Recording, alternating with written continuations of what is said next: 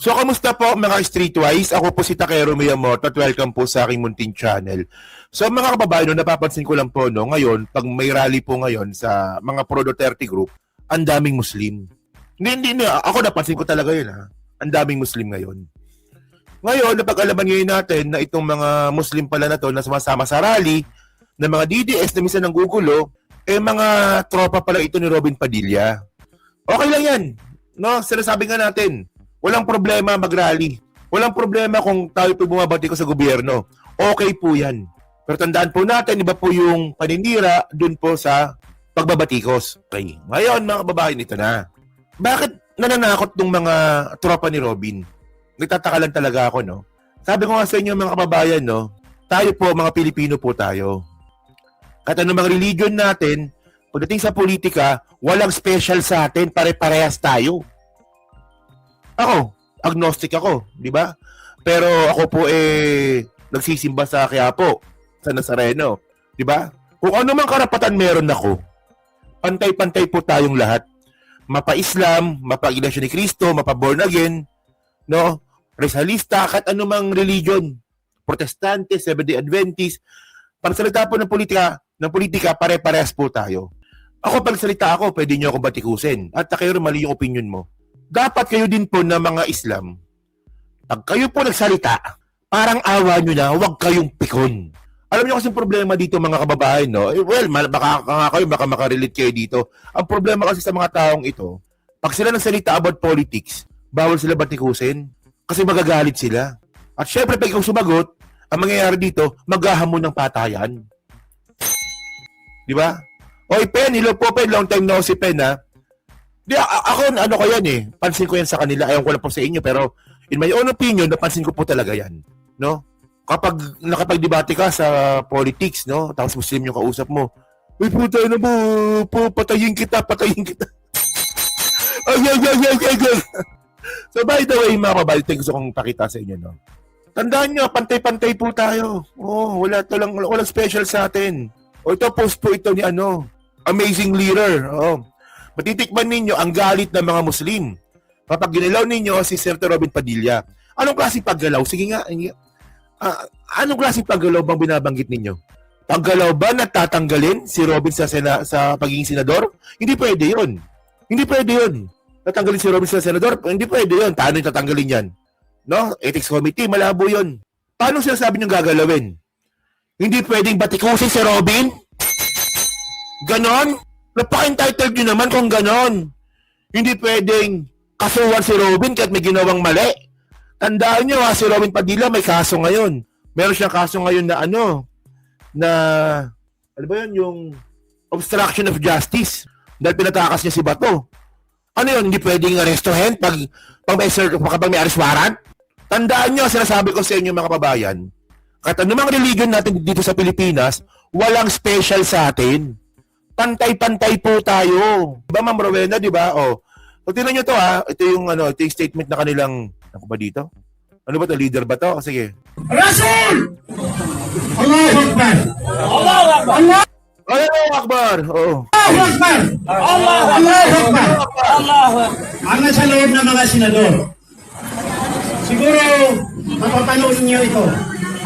Ang hinihingi namin, nag-iisa lang ang Muslim na senador na kasama ninyo. So please, huwag niyong ipakita dahil nag-iisa sila ay inapin ninyo. Dahil kahit tahimik lang kami, hindi lang kami na naparito ng mga Muslim ang magtatanggol kay Robin Padilla. Muslim siya, alam na ninyo kung ano ang dumadaloy sa dugo ng Bangsamoro.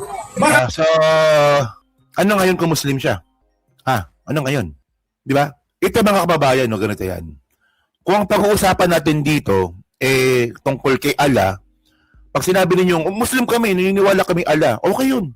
Respeto natin yun. Hindi po natin pakikialaman kung ano mang paniniwala nila religiously. Kung sinabi ng Muslim na yan, no? Muslim kami, naniniwala kami kay Allah. Okay. Nire-respeto natin yan. Pero pag sinabi ninyo, Muslim kami, Muslim si Robin Padilla, huwag niyong gagalawin. Teka lang. Teka lang. Iba yun. Teka lang. Ano sa politika, special kayo. Iba yun eh. Na kasi ibig ko sabihin, parang pantay-pantay tayo. For example, Iglesia ni Cristo. Iglesia ni Cristo kami, naniniwala kami na tao si Manalo. Tapos si Jesus Christ, hindi. Tama ba? Hindi pala. Sorry. Baliktad pala. O kunwari, INC.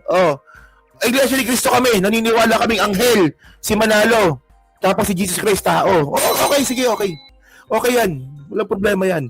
Religion nyo yan, paniniwala nyo yan. Pero kapag Iglesia ni Cristo kami, magrarally kami, huwag nyo kami pakialaman, teka lang, iba yun. Huwag ganon. Walang ganon. Ganon din po sa Islam. Muslim kami. Muslim si Robin Padilla. Huwag nyo siyang gagalawin. O bakit? Tandaan nyo si Robin Padilla may ginawa po paglabag sa batas. Meron po siyang ginawa na obstruction of justice na kaso. So kapag finailan siya ng kaso, pag dumating yung arrest warrant, huwag gagalawin dahil Muslim. Ay, walang ganon. Walang special sa inyo. Pagdating sa batas, pantay-pantay tayo. Diyan ako nainis minsan sa mga yan. Hindi sa totoo lang ha. Wala tayong pakialam doon sa mga Muslim na nagtatrabaho. Masarap yung mga pagkain ng Muslim. Sa totoo lang, masarap. Ma-ginger lang pero masarap po. Pero yung mga nagbebenta ng pagkain, di ba? Yung mga nagninegosyo, okay po yan. Pero yung entitlement na huwag niyong gagalawin yan dahil Muslim yan, come on. Walang ganon. Grabe naman tong mga to, di ba? Sige, continue, sige. Ano? Ang dumudugo, dumadaloy sa dugo ng Bangsamoro. Baka magawa pa namin ang hindi maintindihan na batas. Kahit gaano kayo karami, gaano karami ang mga tauhan ng mga ibang senador, hingi namin, huwag niyong pakitaan ng masamang tingin. Robin Padilla. Yun lang ang Wag daw pakitaan ng masamang tingin si Robin Padilla. Paano yun? Natatangahan kami sa kanya.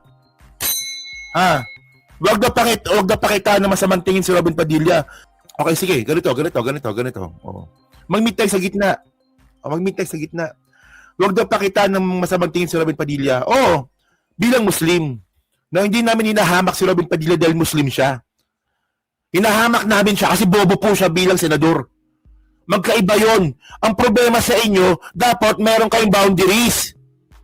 Robin Padilla bilang senador, Robin Padilla bilang Muslim. Ang ginagawa ninyo, pinaghahalo ninyo. Mali. Kahit matanda ka na, sasabihin ko sa mukha mo, mali. Mali yun. May boundaries po tayo dapat dito. Makakalabo-labo talaga tayo niyan. Tandaan nyo ha. Tayo. Dapat po, respeto natin si Robin Padilla dahil kung ano man religion meron siya. Lahat ng tao, karapatan yan. Hindi po natin inahamak si Robin Padilla dahil siya po yung Muslim. Total, nire-respeto po natin siya dito. Pero kung paghahaluin ninyo, yung kabobohan ni Robin Padilla sa Senado, paghahaluin nyo sa kanyang pagka-Muslim, huwag ganon. Please lang, huwag ganon. Kayo na mismo maglagay ng boundaries. At ikaw naman, Robin Padilla, tatanga-tanga ka, dinala mo pa yung mga yan dito sa Maynila. Nananahimik ka sa bundok, dinala mo pa sa Maynila. Ikaw, Robin, bakit ka ganyan? Ikaw, dala dito, mga tao, bundok, hindi mo nang gugulo. Nananahimik yan sa bundok na kumakain ng kamote, puta. Dinala mo pa sa Maynila. Alam niyo po, bilang isang sibilisadong tao, mga kababayan, alam po natin na lahat po ng bagay may boundaries. Tayong mga taga Maynila, alam natin yan. Ay, Diyos ko. Hindi nga, seryoso. Di ba tayong mga taga Maynila, tayong mga taga Ciudad, no? Iloilo City, Cebu City, di ba? Pero lang Davao City, mga tanga yan, di ba? Alam natin yung boundaries. Tignan nyo nga ito, di ba? Hinahalo-halo. Ako ba? Sige, tuloy nga natin. Visit na. Kung ano na sinasabi ko, sige. Usap namin, dahil hindi namin natiis ang nakikita namin na ginagawa niyo sa kanya. Isang babae lang ang tanong sa kanya. O kung idagdag mo ang nakatayo dito ng mga leader sa buong Pilipinas, nakikita ninyo, isa lang si Nasir, isa lang si Alan Balangit, isa lang ako, isa lang si Ulo at saka si ng mga sultanit. Pero ako bilang Bangsamoro, ay na, partida pa, sultanate pa yan. Partida, sultanate pa yan, ha? Sultanate pa yan, no? Well, Kung ako tatanungin ninyo, ano bang ibig sabihin ng video na to? Nananakot? Ayun lang yung nananakot. Di ba? Naninira sa labas ng bar, Bigo Bar, Nature Bar. 14 na ako umikot para i-organize ang Bangsamoro mula Pilipinas, mula Luzon hanggang Pilipinas. Alam ko, ang Mula Luzon hanggang Pilipinas. Saan ka man ay halina kayo. 1,000, isang tuwa. Buong bansa. 1,000 hanggang Pilipinas. Grabe, haba nun. Ang dami nun. Luzon hanggang Pilipinas. Naku, lakas ng Bangsamoro na naninilang sa labas ng port, labas ng barn.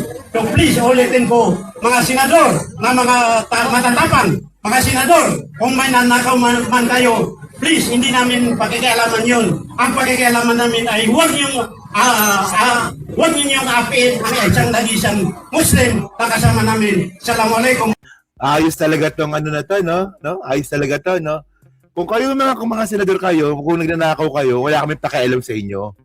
Huwag nyo lang gagawin yung nag-iisang Muslim na senador, si Robin Padilla. Come on naman. Come on. Come on naman, come on. Come on, come on. Parang habang pinapanood ko to kanina, talaga? May mga ganyang klaseng paniniwala pa talaga? Well, tandaan natin doon natin makikita yung professionality eh. 'Di ba? Parang tayo, 'di ba? Trabaho, bahay. Hindi po natin hinahalo yung problema natin sa trabaho sa problema natin sa bahay. Meron po yung professionality, mga kababayan. Itong mga to, 'di ba? Oh, wag niyo pakialaman si Robin. Kahit may kaso yan kasi Muslim yan. Come on. Kadismaya, no? Nakakadismaya, 'di ba? Grabe. O partida leader pa yan, no? At saka yung hindi ko talaga kayang tanggapin dito, yung mula Luzon hanggang Pilipinas, saan ka man ay halina kayo, 1,000, isang tuwa, buong bansa, mula Luzon hanggang Pilipinas. So, ako sa inyo, ang gulo nyo. So ngayon, tinan nyo to Okay. So mayroong post dito si Mami Pebbles. Mami Pebbles ko yan, love ko yan eh.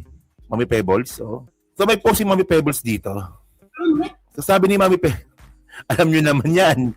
Si Mami Pebs, walang yan. Walang preno yan, si Mami Pebs. Sabi ni Mami Pebs, no? Bakit yung mga extremist na Muslim ang magrarally bukas? Bakit nag-change schedule?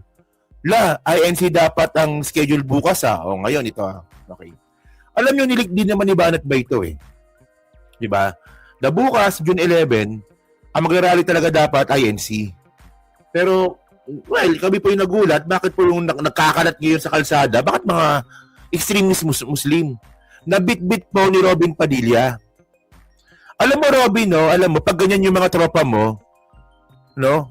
Dapat ikaw, iyo gawa, pag iyo, mga kaibigan, mga ganyan, dapat balik mo bundok. Dami na problema dito Maynila, bakit mo padala dito Maynila yung mga tao bundok na yan?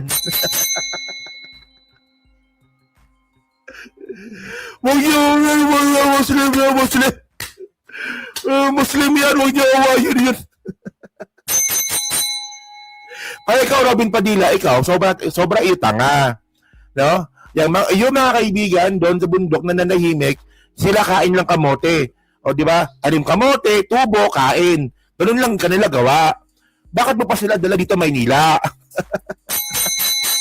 Tapos sasabihin nila dito, no? Punta sila rally, yan mga tao bundok punta sila rally. Huwag niyo awayin Robin Padilla kasi yan Muslim.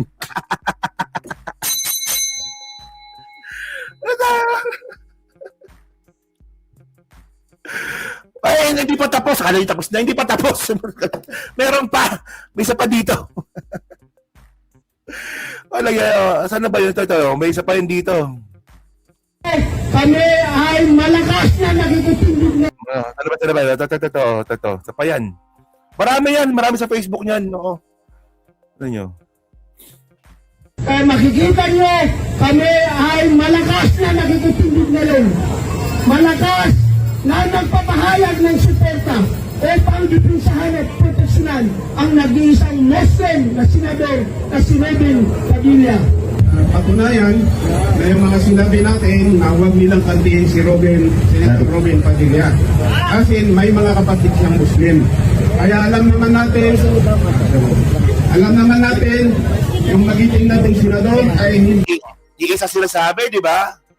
Huwag daw gagalawin si Robin kasi nag-iisang Muslim. Nako! Nako! po yan kumakampi sa mali. At hindi lang Muslim ang tinutulungan sa tama. Kahit mga non-Muslim, makikita niyo naman, balansin siya. Mahal niya yung mga Christian, mahal din niya yung mga Muslim. Kaya po kami, hindi po kami nagkamali na sinuportahan namin noong 2022 election, national election. Yes, tigit-tigilan nyo ako. So, ganun din ha. So, yung mga kasama niya po yan, kita nyo naman, di ba, isa panawagan. Panawagan nila, nung mula Luzon hanggang Pilipinas, hindi, ang panawagan nila, no, wag daw kakantiin si Robin kasi nag-iisang Muslim sa Senado. Ano to, pananakot? Nananakot kayo. No, na kami dito, kami lahat, kami dito, kami Muslim. O, pag kayo, away kami Robin Padilla, lahat kami dito, mga Muslim, away kayo. Di ba? Ganun ba ibig sabihin dito? Kahit nga pa si Robin Padilla, ulitin ko lang po, may kakaharaping kaso. No? So ano mangyayari dyan? Pag si Robin inaresto dahil meron po siyang kaso na obstruction of justice, pupunta kami Maynila na naman. Oh. Kami lahat, kami doon, kami lahat, kami doon, bundok, tanim lang mga kamote. Balik kami dito Maynila kasi Robin Padilla arestuhin. Lahat kami inyo away na. Lahat kami dito, mga sultan, away na kami. Away na kami sa inyo lahat. Oh. Kami lahat dito kakanta mula Luzon hanggang Pilipinas, no? Lahat po ng Bangsamoro, away na kayo kasi away ninyo, Robin Padilla, may kaso. Kahit may kaso.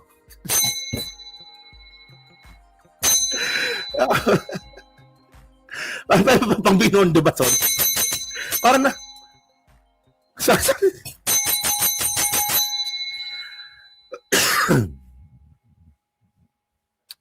Medyo malapit lang kasi yung binondo sa Quiapo. Sorry. sorry. Medyo malapit lang kasi yung binondo sa Quiapo, no? Kaya, naano ko, napaghalo ko. Pero by the way, mga babae, yun pa sinasabi ngayon natin dito. Diba? Hindi, ako, alam nyo, binibiro ko na lang sila. No? Pag kayo napikon pa kayo, nako, ewan ko na lang sa inyo. No? Ano, hindi kayo pwede biruin? Ganon? Masyado kayo seryoso sa buhay, ha? Walang ganon. Oh, wag ganon.